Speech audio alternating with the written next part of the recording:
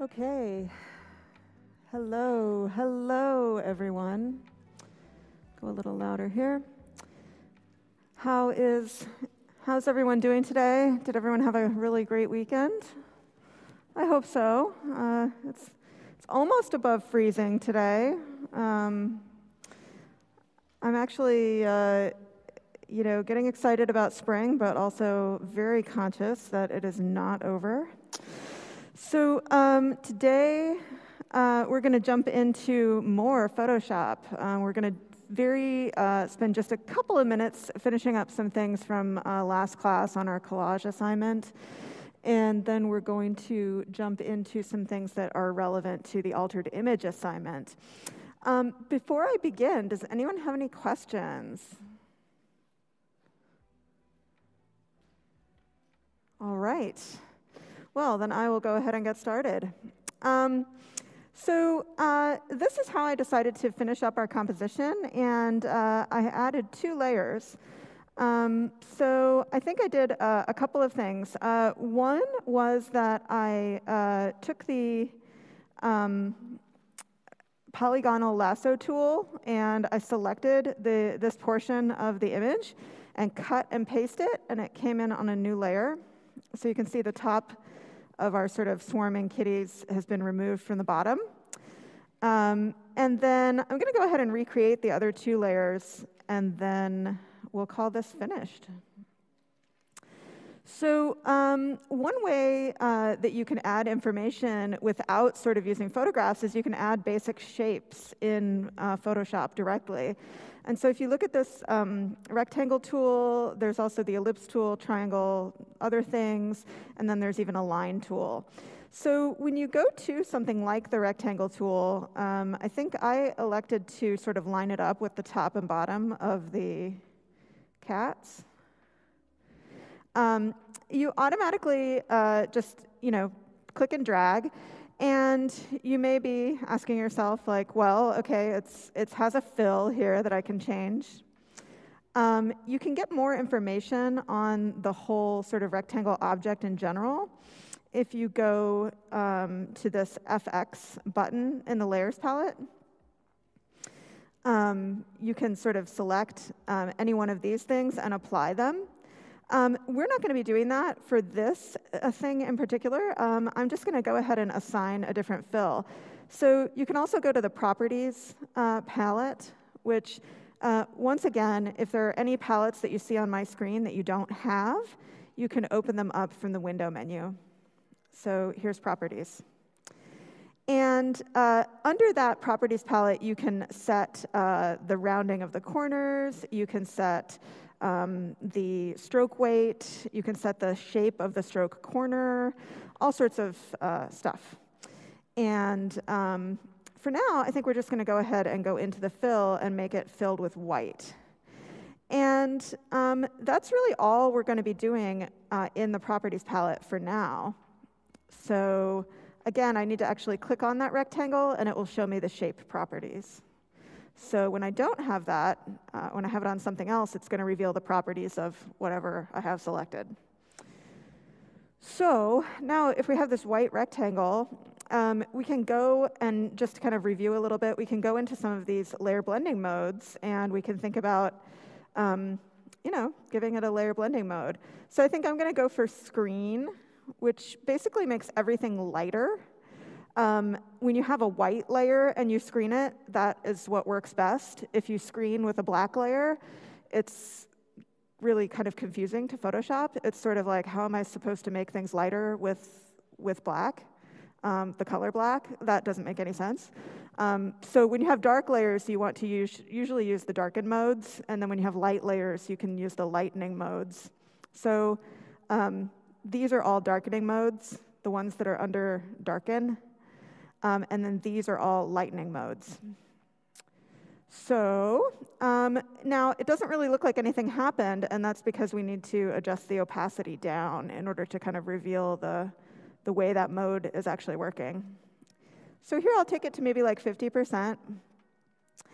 And then I also think that I wanted to sort of have some other thing in here. And so I was thinking about this bird in flight, and I was thinking about how these kitties are kind of flying. And so there seemed like some linkage there. So I'm going to super quickly go over what we have done in the last couple of classes where we make a layer mask. So in order to do that, I'm going to use the magic wand tool. I can probably do this in like 20 seconds.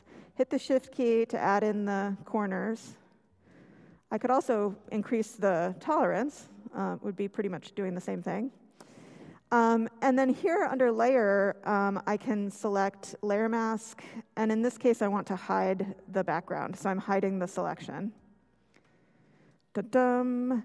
It would be good to see my layers palette right now. So I'm going to go over to my window menu and look at my layers palette.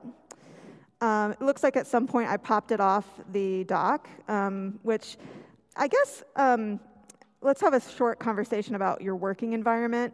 If you're working on a laptop, the dock actually works pretty well because you can sort of hide things. So if I attach this to the dock right now, I can sort of hide it and reveal it as I choose. When I'm working at home, I use a secondary monitor. So I plug my little dongle, I have my little HDMI adapter, and I use a secondary monitor. And when I'm using a secondary monitor, I love to have my palettes just kind of out, and I just stack them up in that secondary monitor. So it's just a different way of arranging your workspace, but I wanted to mention that to you because probably one of the best, cheapest ways that you can get more out of your computer is by getting a secondary monitor, especially if you're working with graphics applications. So this is pretty much done. It's ready to be put into our collage. And so I'm just going to drag that masked layer into our collage. That's OK. And it looks like right away I can tell I need to do a little bit of scaling. So I'm going to go to the Move tool. And you can see there's the bounding box. It's a little bit outside of the... And if I don't hit the Shift key, I can keep it proportional. So I was going to stick it kind of right in the middle there. And this is probably fulfilling a lot of the requirements of your assignment in terms of the quality of the composition. So let me uncheck this Show Transform Controls box for just a second, and I can tell you a couple of things that I think are good about this composition. It has a good amount of balance, meaning that there's a lot going on this side, and there's a lot going on this side. The center, or the focal point, is just slightly off-center. So that makes the composition a little bit more interesting to look at than a composition that's purely focused in the center. It also has, these horizontally sort of organized things that are contrasting with vertically organized pieces. So in general, I would say that this concept or this composition is like pretty balanced. It's a little bit off balance, which is okay, and it's definitely harmonious. There's not like what would be an example of something not harmonious? Like, if it had a giant orange teddy bear here, you'd be like, what? That doesn't make any sense. It's like, it doesn't look like it belongs there. Let me show you a couple of other compositions that I made with the same source material, just to kind of illustrate what you can do with pretty much the same source material. So here I made 3 compositions. So here's one. Here's another one, and here's the other one. So this one, I think this one's okay. This is actually probably the weakest of all of the compositions. I feel like it has, maybe the focal point is right here, but I went ahead and put this other element in because I felt like it needed something to kind of anchor it. It was a little bit too diffuse or a little bit too sort of all over the place, and having this kind of center element or slightly off-center element created a focal point. Here, there's no focal point, but I wouldn't say this is a bad composition. I would say this just maybe is not as good. How could I make this a better composition? Probably just giving it a focal point. So here, it seems like this architectural detail is kind of hiding in the background. If I were to maybe bring that architectural detail to the foreground by creating a layer mask on this jellyfish layer, that could probably actually fix it. And then here, this one is pretty different. I put the cats on the sort of upper and lower boundaries, and then I also added them to this image. This image is a little bit different in that it's not relying so much on the form or the shapes to create the composition. It's actually doing a lot more with color. And so in this case, the color is really kind of carrying us through the composition. We start up here, and then we come down here and over here. So just some general rules for compositions as you move forward in this class. These are general rules that you can use for every single assignment where you're turning in a two-dimensional image. In general, unless you have a really good reason, like you're referencing Byzantine religious paintings, you probably want to stay away from having the focal point in the center. There is something that Photoshop gives a nod to, which is sort of this old-fashioned kind of art rule. It's called the rule of thirds. And so, in fact,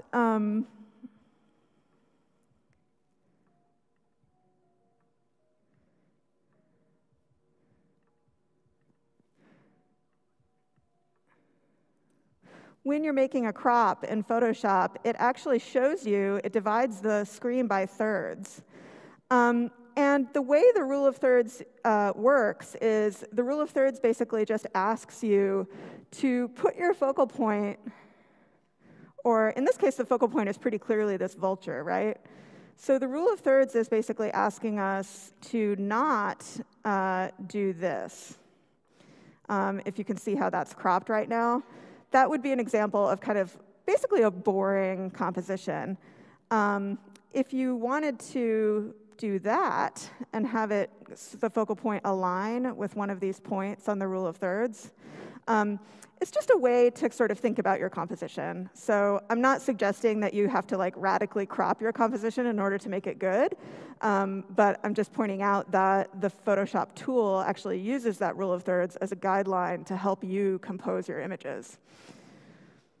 Okay, so enough with my stupid collage. I want to jump into some other things, and you can spend more time on this type of stuff. Hello. It's taking forever to save. That's because it has quite a few layers. I will close all these other images. Oh, don't save. So these are sort of all of my images that I used in that composition. And let's not save. Okay, so I'm going to bring us into a photo that is a historical photo from my own sort of personal archive. So in the altered image assignment, one of the options that you have is for working with a historical image. And there are some special tools and special considerations that you would want to make if you're doing that. And so this is a historical image. You can see it's from the mid-1970s. Those are my grandparents. And you can see there's a couple of things that make this image like not real great. It's got a lot of deterioration because it's a Polaroid. So somebody kept this in a drawer and like crinkled it up and just basically didn't treat it very well.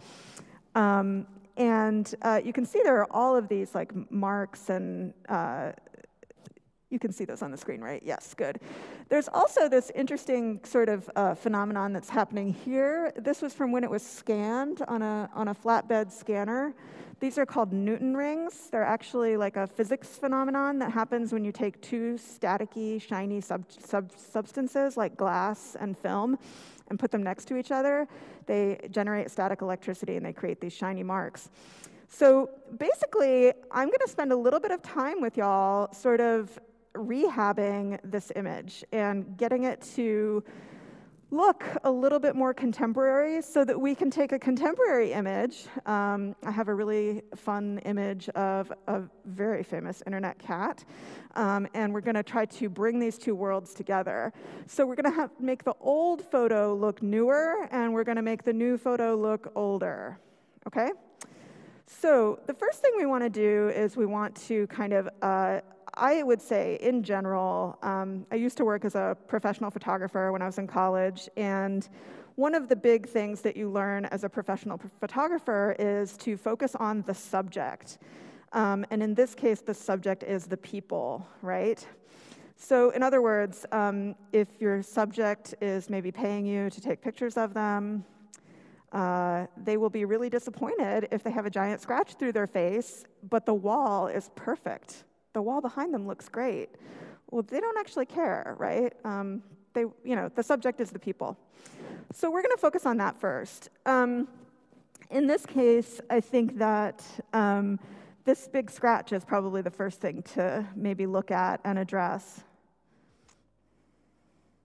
So we have so many choices in Photoshop for repairing images, and in fact, it's one of the things that Photoshop is really good at. So we could use something called the clone stamp tool. I think that would be a good choice up here on the shirt area. You can see there's like a little bit of light and shadow here.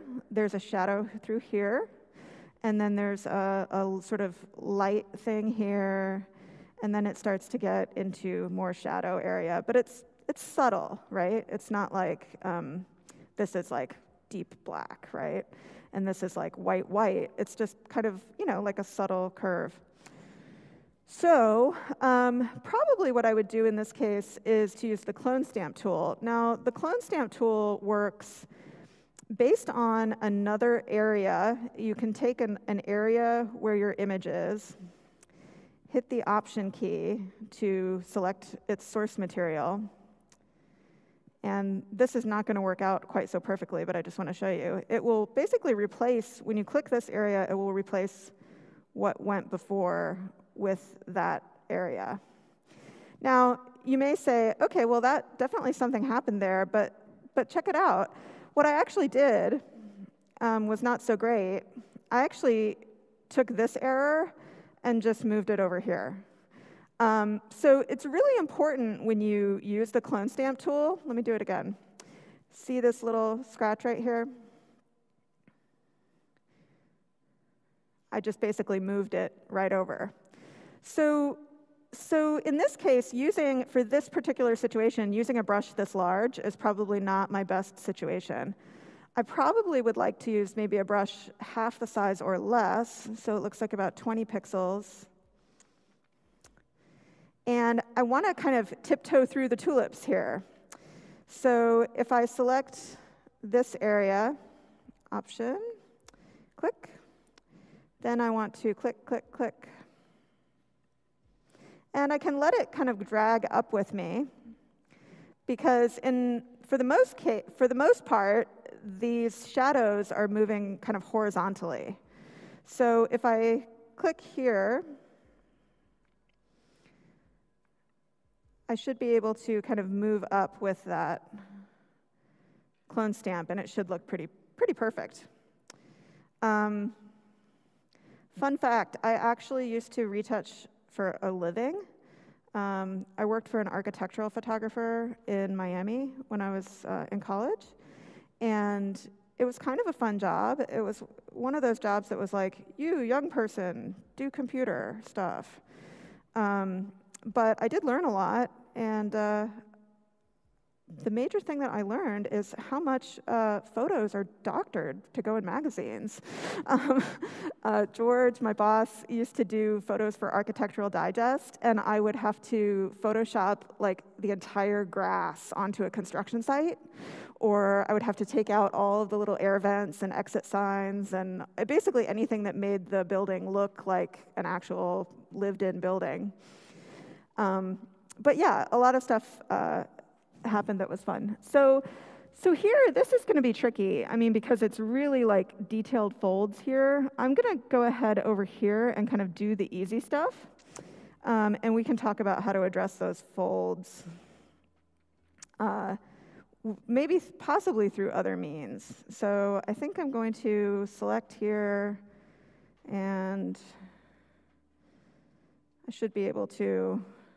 Now, did you see what happened just there?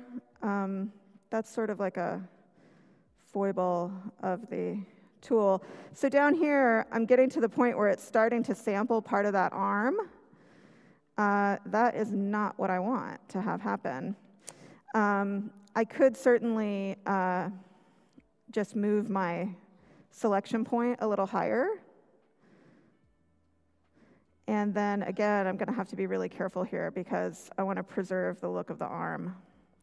Now you can see, because I was sampling up here, it's starting to create like a little dip in the tone where it should maybe be a little bit darker.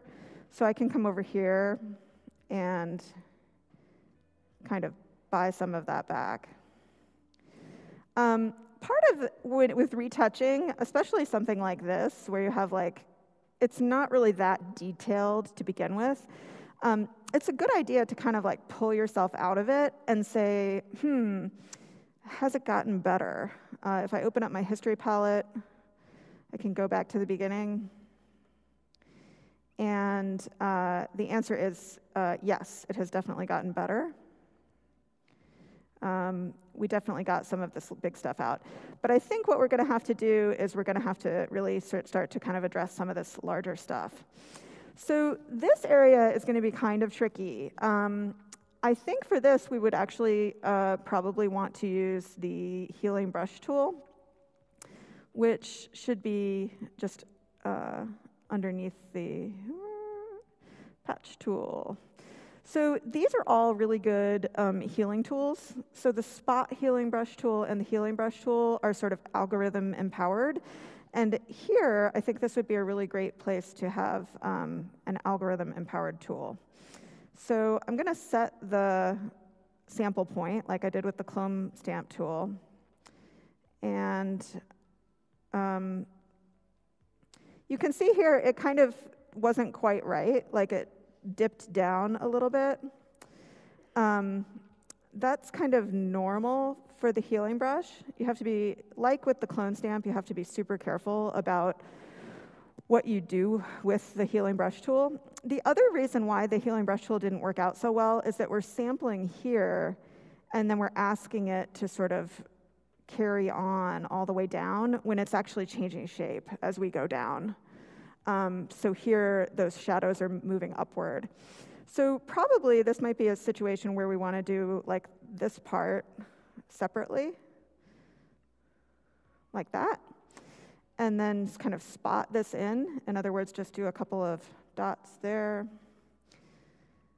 and then also sample here, sample there. So it's a little bit more work, in other words, because you have to kind of keep sampling to be able to get what you want. Of course, I started with the hard stuff. This is actually probably the hardest of all of the scratches that we have to eliminate. This will be much easier because it's a much more sort of generic, evenly distributed tone. So if we start down here, again, the healing brush tool works pretty much like the clone stamp tool. That turned out beautifully. And the reason it turned out so nicely is because we have such a great area to sample from that doesn't have a whole lot of issues. Like here, we've got all kinds of stuff going on. So probably we could just keep finding a sample point and just grab all of these guys.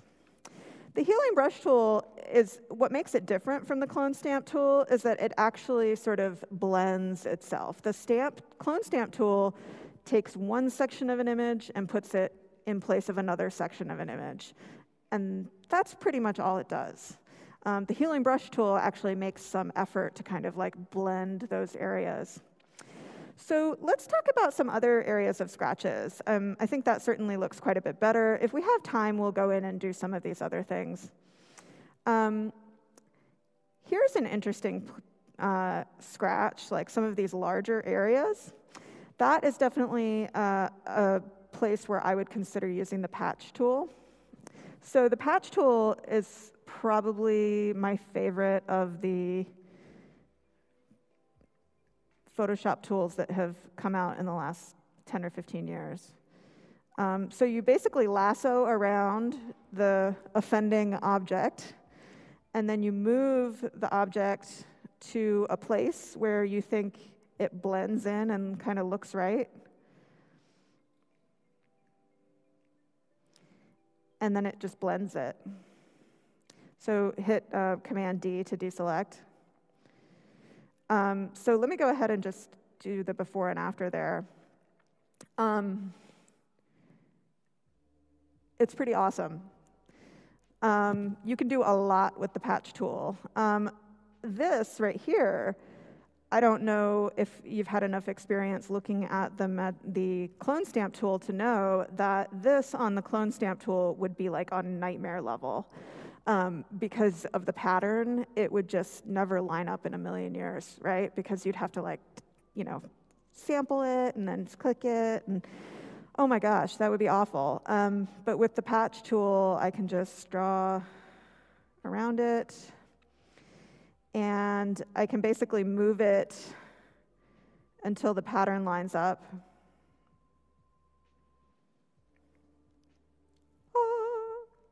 It's amazing. So yeah, the patch tool is your friend and mine. We could probably take care of all of these things with the patch tool. I want to make sure that I have time for sort of like bringing in some of the other tools. So this would be another opportunity to use the patch tool. These Newton rings would certainly go away. So I can just drag to like some other area that looks plausible. What happens if I drag over here? You could make interesting art with that, I guess, but it's certainly not fixing our problem, right? So it does matter that you drag it to an area that really sort of looks, if you want it to disappear, that area looks close. Now, you will see also, this is sort of the downside to a lot of these tools. You will see it sort of replicated this little flaw. So if we wanted to get rid of both of those, we could use the clone stamp tool or the healing brush tool. Probably the healing brush tool would be just as well. So I'll sample here and just, I've got a small brush, so I kind of have to go for it here. Done. And again, there's kind of more mess up here, so let's go ahead and just get that taken care of. I don't like to leave a mess behind. So I'm going to kind of like carefully go around this framed object. And I think I'm going to maybe find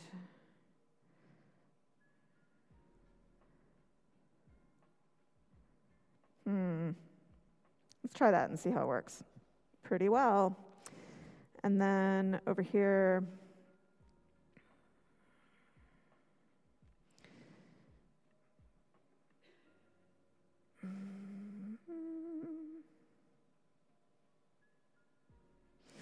awesome.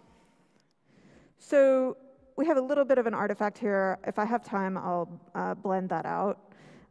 We also still have this whole sort of like Newton ring problem. So you can see they're still there. I got rid of a few of them by using the patch tool.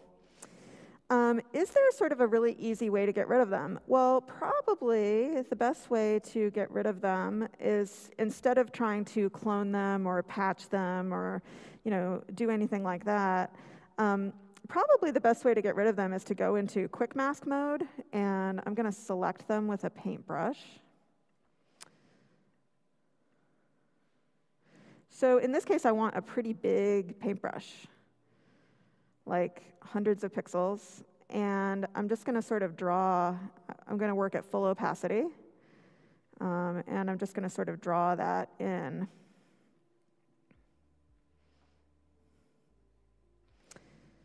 And I'll go ahead and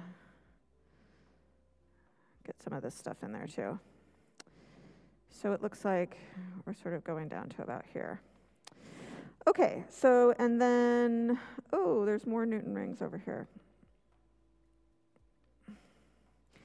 So I can say a couple things about these Newton rings. Number one, you're not going to sort of get rid of them entirely. They're very pernicious, and they're very difficult to remove. What we can do is for the ones that are more obvious, you'll notice a couple of things about them. You'll notice that they certainly seem to have this like rainbow look to them. Well, that's because they do. They have a chromatic spectrum encompassed in them. So if I move I'm out of quick mask now. Basically, I can apply a few filters to these layers, or to these selections, and I can make them into their own layer if I want to. So probably that would be a good thing to do. I'm just going to cut and paste them onto a new layer. And actually, it looks like I need to select inverse first, because I got the opposite of what I wanted. And so great. So here now I have basically just these blobs, right? And so now that I have these blobs, I can do a couple of things. One thing that I can do to sort of make them look a little bit less apparent is that I'm going to put a blur on that layer. So I can put any filter from the filter gallery on them. I'm going to go to the Gaussian blur. Why can I blur them? Well, I can blur them because they're in an area where if it were completely blurry, nobody would ever notice. So I can do a pretty severe blur on that background because it's kind of a solid color. So it looks like it takes me to about like 10 pixels to start to really address them. And now they're pretty much gone. So you can see, here they are, and then they're gone. There they are, then they're gone.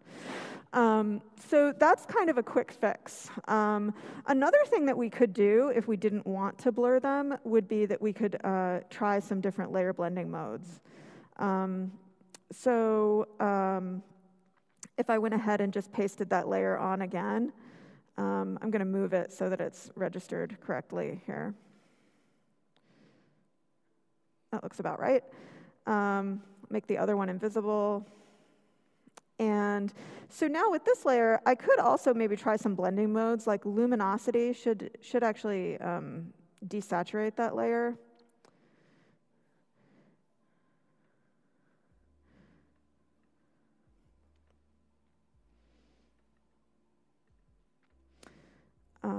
We could try using really any of these blending modes that might sort of delete their color information. Probably want to go ahead and just move it into place right now, so I'm using the arrow keys to register it a little bit better. It looks like the luminosity layer mode is not doing exactly what I wanted it to do. So let me bring it back to normal. Another thing that you could try is maybe desaturating it, which would basically make it black and white.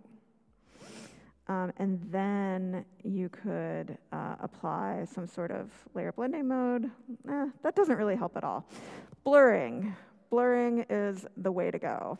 We've proven it. So, and definitely blurring does kind of take care of the problem. Could we go in and sort of be more careful about selecting all of this stuff? Absolutely. We just don't have time today.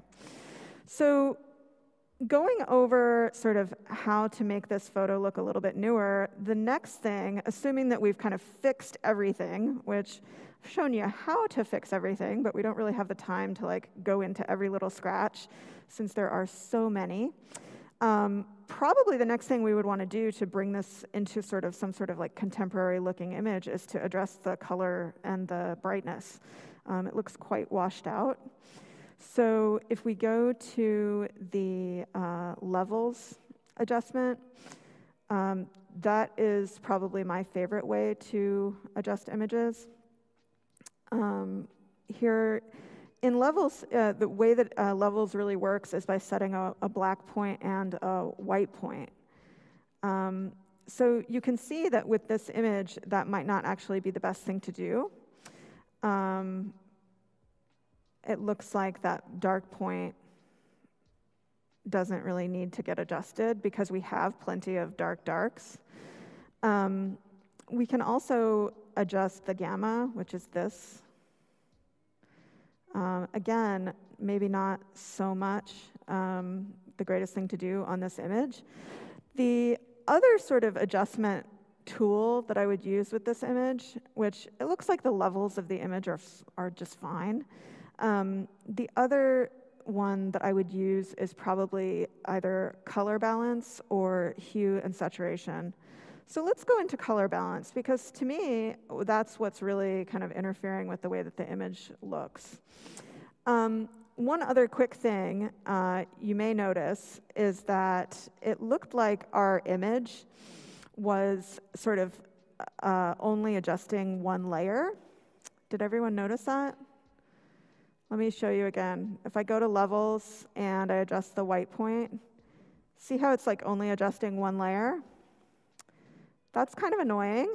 Well, that's what happens when you click on a layer and click on any image adjustment mode, okay? So probably the best thing to do for this image, because it has two layers and we want to adjust both layers at once, so the thing to do would be to actually make an adjustment layer. And so that's down here. And we could just create a levels layer. And we want to put it above both of our layers. So that way, if we double-click it, not that. If we click on it and go to Properties, which is back here, I'm going to pull Properties out as well.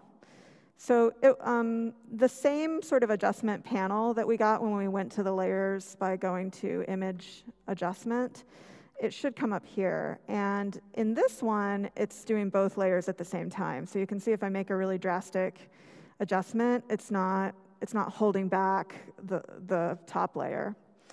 So sorry, that was just me being a tiny bit of a space cadet, possibly under-coffeed. So here, I think that the light colors are pretty light. I mean, if we try to push the white point up, I actually know for a fact that this shirt was white. And it doesn't look like it's having like a lightness problem. It looks like the shirt is just a little yellow and a little green almost, right? So I'm going to stand by my sort of original evaluation and say that maybe the levels adjustment is not exactly what it needs, although we did do a slight levels adjustment there. We can create as many adjustment layers as we want, so I'm going to go ahead and create one for color balance as well. And here on color balance, I think we're going to find what we want. So I'm going to add in a tiny bit of blue, and I'm also going to add in a tiny bit of magenta, and a tiny bit of red.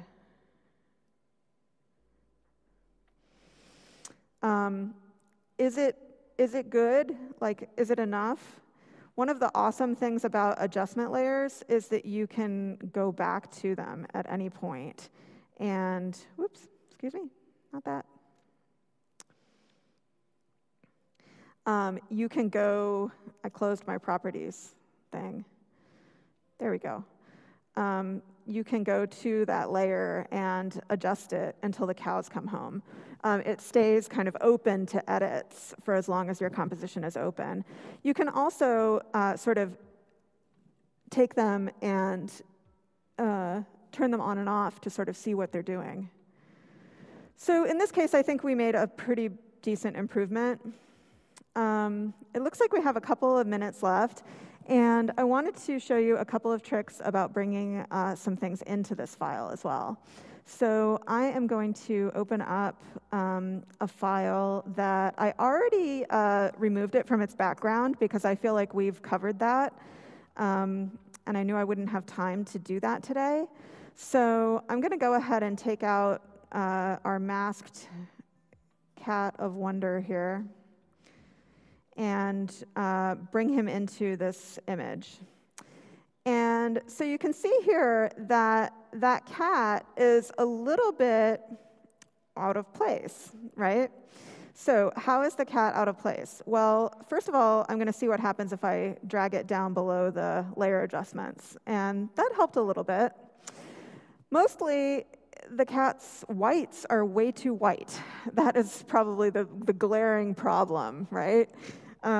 Is that it seems to be in a different universe of tonal distribution. So probably doing the sort of individual levels adjustment on this cat layer would be one good thing to do. So I think I want to kind of put it in that zone where it's like a little bit contrasty. Now, in this case, I'm not trying to like make the whites whiter, which is what you would be doing if you would move the white triangle this way. If you move the white triangle this way, you're actually kind of deadening down the whites. So we want to do that. And maybe we could pull back on that a little bit. Okay, so there's also going to be, that's looking better, but it's still, it looks like it also needs a little, like the whites need some yellow added into them. So we can do a color balance. So I'm just going to add some yellow.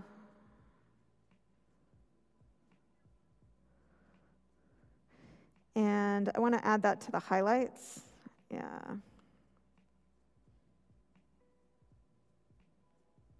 And probably a little bit of red, too, I think.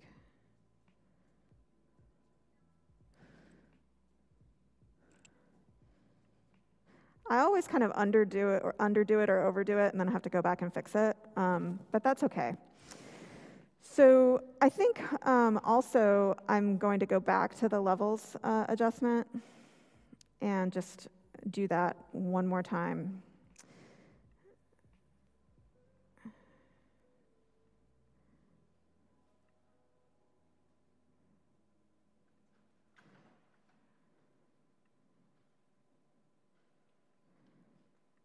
Okay, so I think we're getting closer. Sometimes you have to kind of play with it for a while. So one other thing that I'm noticing is that this image is significantly sharper than the image that it's been transposed into. And that seems like kind of a problem. Like, it's like, hello, I'm from the internet. What's the internet? I've never heard of it. Well, so probably going back to our filters and looking at some of these filters like blur and even adding noise are some things that you can do to sort of like make an image, and I am saying this with a sense of irony, make an image look crappier. But in this case, that's exactly what we're looking for because we want to create that sense of illusion. So I'm going to go back to Gaussian blur. Whoa, not that much. And just put kind of a slight blur on little bub here.